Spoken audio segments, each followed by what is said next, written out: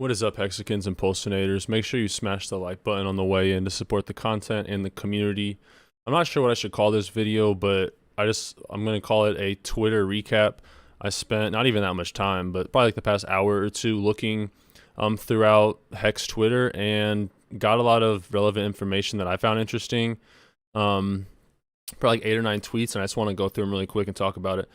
So just right off the bat, Hex is at about 11.5 cents. B share price, it's kind of cool to see stuff being talked about in terms of B shares now. And current holders, 286,000, but the better metric is the stakers, and we have 87,000. And if you looked at your staker app today, every below squids, I don't know all the staker classes, but every staker class had like 300 or 400 new stakers in the past 24 hours. So even though the price is not in the best spot, what does this show? It shows there's a large influx of new stakers in the ecosystem. A lot of these people that have, shrimp bags or crab or turtles, these are new people in the ecosystem. And this is what we like to see. 400 new stakers in all those classes is absolutely wonderful. This came out, I saw it just today. I guess I'm like kind of 2 days late on this, but Richard announced that testnet version 2B is coming in a couple of days. PulseX will be working in the automated market maker bot run on Uni, V2, and Sushi and SAC balances. So we're one step closer to that mainnet launch. That doesn't mean mainnet is coming anytime soon, but I would think if we have the AMM bot, which was one of the last things we were working on for Pulsechain, why do I say we? Richard, what last things he was working on, the AMM bot and the SAC balances, these were two of the highest priorities. So I'm not sure what they have left. It might just be testing and guaranteeing the product's ready to go. But this is really exciting to see because it's looking like, guys, that we're getting very close to takeoff. All right. Now something in my live streams, and I'll do live call-ins later. If you guys want to call in, I put a number on the screen. You can call and ask questions. A lot of people have been asking in my streams, like, how is ETH 2.0 going to affect Pulsechain, right? Because ETH 2.0 and proof of stake, people think could really lower the fees. And if Ethereum doesn't have a fee problem, that kind of takes away one of Pulsechain's competitive advantages, right? The two biggest advantages Jeez, I can't even speak. The two biggest advantages Pulsechain has is its speed and the price, right? The fees are super low. And this guy said Ethereum's testnet just merged with Epic Success, and your casual influencer is still pumping ETH killers. Don't be influenced by influencers, focus on the nerds. What people don't understand about Ethereum is that the way the blockchain is structured, layer 2s will always be involved. Ethereum itself cannot function without any help from all these other layer 2s. It's just too popular and it wasn't made for that. And I found this really good article where JP Morgan, of all people, right? I know this isn't the spot for traditional finance, but JP Morgan is saying if Ethereum doesn't get these gas fee issues in check, there's going to be some competition, right? And they name Cardano and Solana as the competition, which is kind of comical. But they say experts like JP Morgan are concerned that developers will migrate to these competing platforms rather than depending on Ethereum for too long, right? That's what's going to happen with Pulsechain. Except we don't have to wait for people to migrate over to Pulsechain because we're doing the largest airdrop in crypto history. And what better way to onboard people and bring them to your platform than to give them free money? Who doesn't like free money? Who doesn't like airdrops? So yeah, JP Morgan's thinking that there's going to be competitors to Ethereum. They really should be talking about Pulsechain here. But back to Hex, okay? Shout out to Hex Cadet. He posted this Twitter picture, and I found it interesting. It's a graph of the total number of stakers. And in about the past 2 years, or about a year and a half, since July 20 till now, we've increased the amount of stakers like 300, 400%. Okay?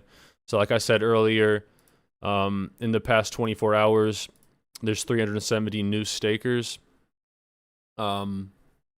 The price isn't in the best spot right now. There's lots of FUD, there's lots of arguing going on.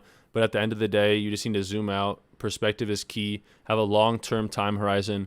1 year in investments is nothing right? On Wall Street, they look for, if you get a 10x investment return in 5 years, you're a legend. So zoom out, realize your perspective. It's key. Now, I haven't heard of this project called Maximus, but this is a new project, and I'm not shilling this at all. This is definitely not a paid advertisement. I have no idea what this is. I've just looked at the Twitter. But essentially, it says it's a smart contract for trustless pooling of a max length hex stake. So I think this will be a way where you can take a bunch of max length 555 stakes, and you can pool them together, right? We've seen with Hedron, the average length stake has gone up, right? Because people are max staking their hex because they can encapsulate the stake, they can claim Hedron, and it's great for the ecosystem, right? The longer the average stake length, the better.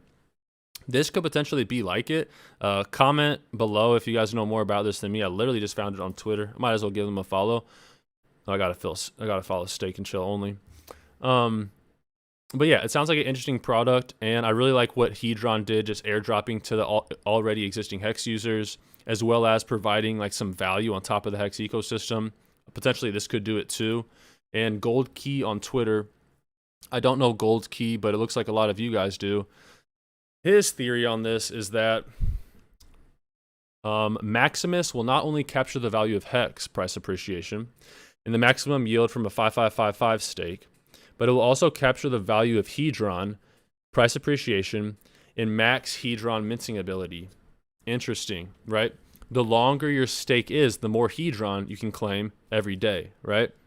So this could, it looks like it's a vessel where you can pool your max length stakes together and claim more Hedron. I just want to bring your attention to it. And this is a tweet by Hex Bull. It says, suddenly everyone forgot about this table. And he shows a table of basically what kind of buy orders Hex needs for the price to go to $1, $10, $50, right? And it's kind of alarming because $300 million is a lot, right? $300 million is a fortune. But in crypto, $300 million is a lot more common than you'd think. Common's probably not the right word, but $300 million in crypto is very, like, people do that.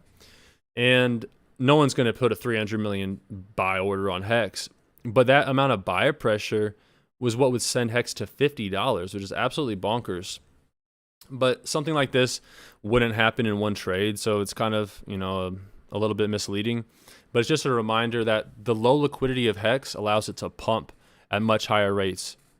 It also allows it to dump at much higher rates. And that's why you see in the past 6 months, we've had a lot of these big dips.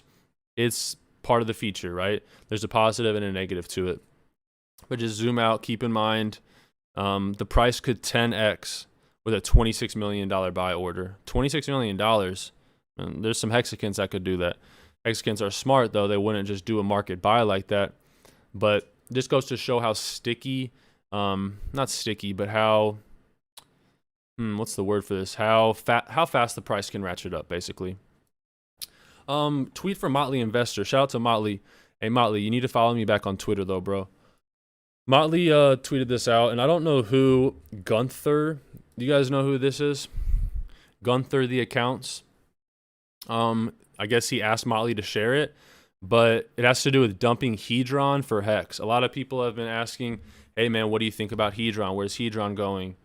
And this guy, in his transaction, he put this message in the transaction. I'll just read it to you. All right.